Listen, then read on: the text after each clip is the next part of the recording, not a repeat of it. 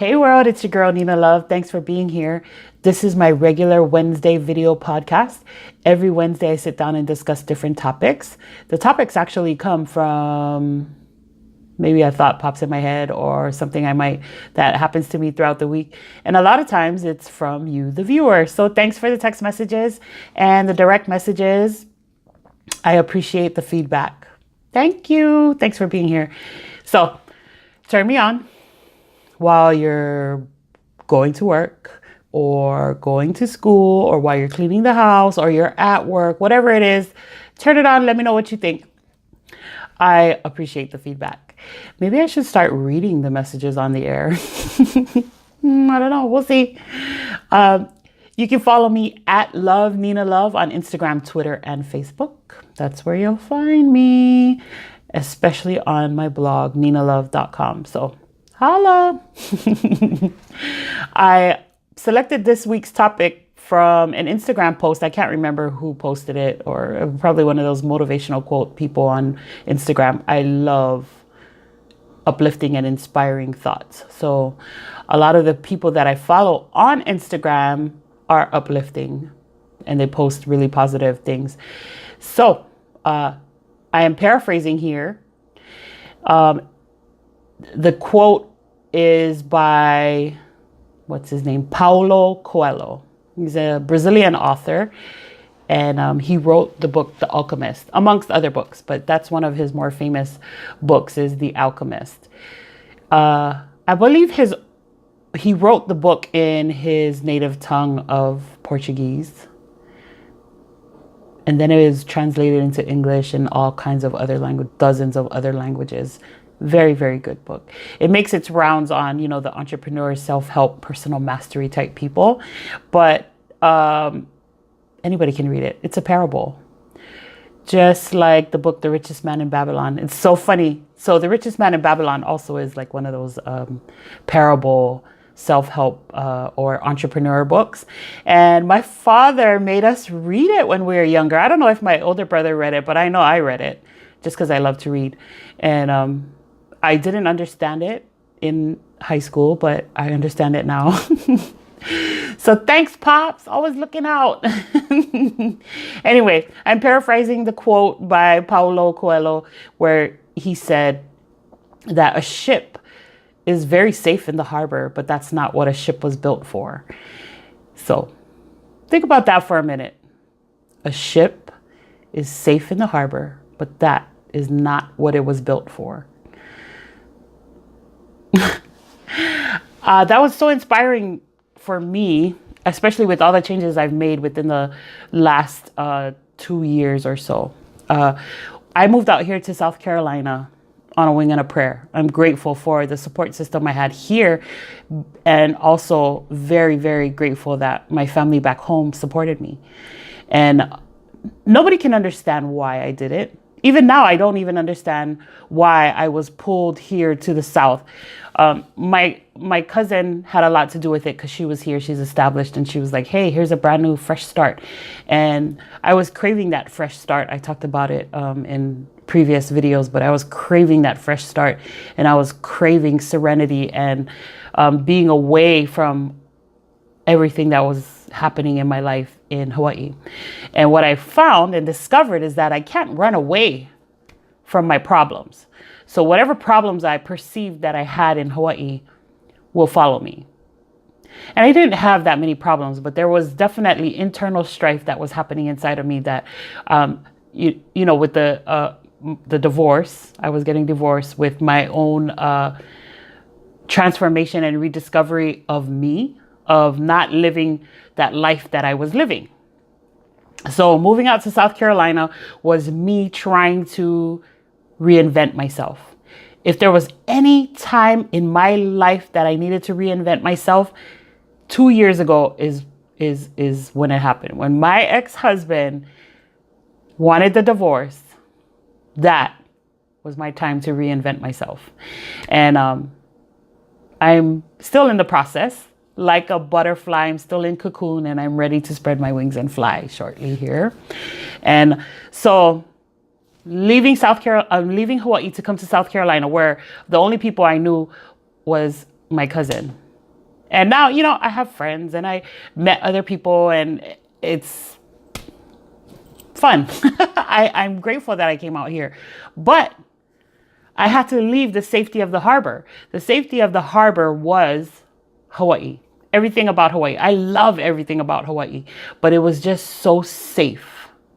It was just so comfortable, And even though I was going through all kinds of drama and change with the ending of my relationship, it was still my comfort zone.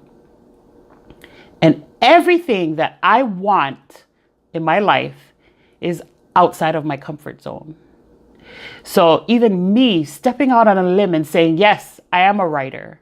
Yes, this is what I do. And doing that was really difficult for me. So that was pushing me outside of my comfort zone to say and own the fact that I am a writer. I am a storyteller, and that is what I want to do. That is what I want my life legacy to be, is this great writer, great storyteller. And so all of that is beyond my comfort zone. I had to get in that ship and get out of the harbor. Because yes, the ship was not built for the harbor. And though it's safe in the harbor, that's not what it's built for. And so a lot of us, as we go through these transformations, and it'll happen several times. It happens in childhood.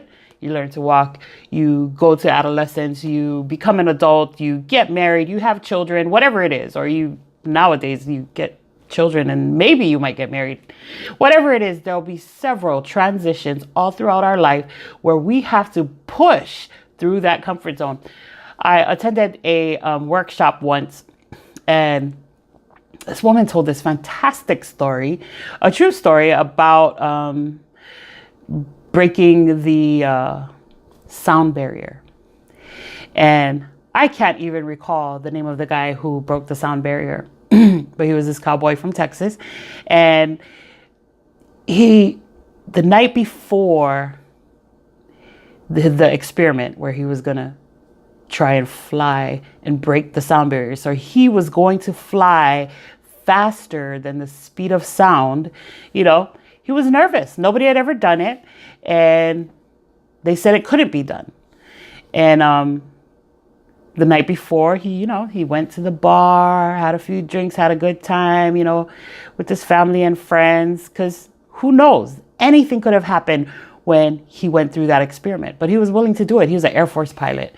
And I'm sure that his name will come to me shortly. I should have looked it up before I started this video, but that's okay. You can go Google it and find the story. And so on the morning of, he's nervous. Everybody's nervous. This has never been done. Break the sound barrier. You're going to travel faster than the speed of sound. I don't even know what that is, but it's fast. So the day of the experiment, he gets in, puts on his gear, gets into their little contraption or whatever. He's testing the sound barrier, gets in, and he recalls saying that when he was approaching, they're going and he's flying, and the force on him as he's approaching, like he's going super duper fast. And as he's approaching the speed of sound, it just gets louder and louder and louder. And he's going so fast, and the pressure on his chest is just pushing him down. And he said, oh my gosh, he felt like he was going to die. Like, I'm going to die. The force of gravity is just, pushing him down. And the sound, he said, was so loud. And it was very discouraging for him because he thought he was going to die. And as soon as he broke the sound barrier, he thought he died. He thought he died because guess what? All of that sound, all of the noise and all of the commotion suddenly stopped. And all of the sound was behind him because he was traveling faster than the speed of sound. So I thought that every time I think of going through hard things, I think of that story.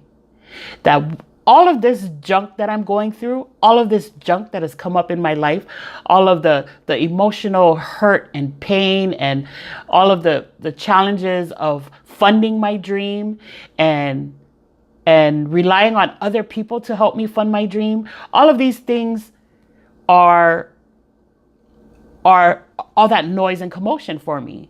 And so I think of those things and all of the noise and the commotion and the pressure. But once I break through this barrier and once I get through it, it'll all be behind me. I will be traveling faster than the speed of sound, and it will all be behind me. And I want that for you too. If you're going through some tough times or just feeling stuck, put it all behind you. Like, travel, push through. I remember that story and I think about that story when times are tough. And I'm going to tell you, being here on my own, it's been tough. Not only do I deal with loneliness because I don't have people near me that are really, really close to me. So I rely on phone calls and Facebook video chats with home.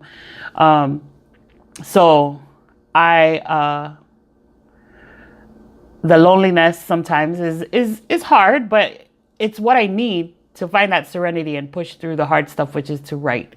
And I find that being by myself alone, I have been purging and getting through all of the barriers that have held me back from doing everything that I want to do, and to learn to be my most authentic self, which, as I've discussed before, is difficult in the way I was raised, not only with my Pacific Island heritage, but also my religious upbringing. It's very difficult to break away from what your parents raised you to be, because in some form or fashion, I do want to show my loyalty to my family, but at the same time, I have to show myself that I believe in myself and that I trust the gut instinct inside of me that's pushing me forward. And it's difficult. It is so hard for me to ask for help. So if I have ever asked you for help, trust and believe it took me about 20 months to ask you for help, because it is very difficult for me to depend on other people. So consider yourself lucky if I've ever asked you for help, because I don't know if it's my pride or just the way my parents raised me that I think that's more of a trait from my father, that it's very difficult for me to ask for help. And I actually do feel some sort of almost like guilty for accepting help from people, even from my own family. It's very difficult for me. And so it's very humbling when I do have to ask for help. Anyway, that's another barrier for me, because I know that me trying to get my dream going I need people's help, whether it's your resources or your money or whatever, to help me build what I'm building. It's difficult for me to ask. And so that's one of my barriers that I have to push through and get through. Anyway, so push through the hard stuff, because everything I want is beyond that border that I created for myself. Everything that I want is outside of the harbor. That ship has to sail and travel the ocean in order to get what it wants. The ship was built to be on the ocean. It wasn't built to stay in the harbor. So just like me coming out here to South Carolina, I look at this as me just trusting my gut and saying, no, I'm going to do it, and I'm going to make it happen. And so I am here, and it's difficult. It's hard to be away from my family. I'm missing the best parts of my nieces and nephews' lives, and I'm such an active aunt. Like I go to everything, and I wish, I could be there, and I miss them dearly. But this is, I'm like that ship in the harbor. I had to leave the harbor to get everything that I want and to live my most authentic life. And for the most part, I love it. I love it. I love the peace and serenity here. And I love being on my own. And so it's great to be out here in South Carolina. Nobody can understand that people are still like, what? My friends and even my family. But nobody has to understand your journey or where you're going or what you're doing. The only person that has to understand it is you. And a lot of the growth that is happening for me is finding out that I can do it on my own, that I don't need a partner. Like in my first 2 marriages, I had a partner that was, kind of sharing the load of a household and sharing the emotional support that I thought I needed. And I am coming to find out, and that is part of the realization of being here by myself on my own, is that I don't need that. I don't need anybody's validation anymore. Definitely not a man's validation. No. The only people that really matter to me is my father, my brothers, my sisters, my nieces and nephews. That's the only people that really matter to me. And my close friends, you know who you are. Anyway, but other than that, I don't need someone else to validate me. And that's kind of a big epiphany. And I believe that is one of the greatest lessons I've learned from the demise of both of my marriages, is that I needed to learn how to believe in myself and not require the validation of a spouse, of my man or whatever. That's a big deal for me. And I can't believe it, but I actually believe it. I said it, talked the game a dozen times that, yep, nope, I don't need a man, blah, blah, blah, whatever. I'm not saying I don't need him, but I don't need him to validate me. So even though I do choose to have a companion whom I love dearly, I don't need it. You know what I'm saying? I don't need it to validate me. We are for each other, to enjoy each other's company, and not as a validation of each other. Does that make sense? I hope so. Because actually this transformation and becoming who I am is really, really way outside of my comfort zone. Way, way outside of my comfort zone. But you know what? I'm enjoying every minute. The new discoveries of me is fantastic. And so whatever things you're trying to go through or trying to get through, it's all beyond the borders you've created for yourself. It's all beyond the harbor. So you can stay in the harbor where it's comfortable and safe and it's what you always known, or you can leave the harbor and live your most authentic life. That is what we were born for. We were born to give something back to the world. Whatever makes you come alive, that is what you were born to do. What makes me come alive is writing. What makes me come alive is positive, motivational, inspirational type things. Those things, like I listen to Wayne Dyer all the time. I listen to KRS-One all the time because they feed my soul. They feed my mind. And I love those things. And that is what I want to put into the world too, is that love and that positivity, and that our mind is so powerful that we can overcome all of the little problems that we have or we see in the news. It's just, everybody should return to that place of love that we are born loving. We do not learn we learn all of these negative stuff as we age and from the environment we're in, but we can change it at any time by getting out of that comfort zone and moving out of the harbor. Get away from that safe place. My father used to tell a story when we were young. I don't know if my older brother remembers it, but I remember it all the time. And I used to think, so anyway, let me tell you, and then I'll tell you what I think. He used to tell a story. My father drove tour buses when I was little. And so he said there was a rich man that wanted to hire a driver who was going to be his personal chauffeur. So the rich man brought in people. And the first guy that tried, he's like, oh, let's go on a drive and I want to see how you drive. The rich man got into the car and the driver just was like really careful and slow. They went around a mountain cliff, and he was up against the mountain, staying far away from the edge and going around the mountain. The next driver was the exact opposite. When they would go on the mountaintop, he would speed and he would get really close to the edge and go around the mountain all the way on the edge, showing his skill that he could navigate this cliff without going over the edge. And my father would ask the question, which one do you think the rich man hired? I was like, the guy who went to the edge.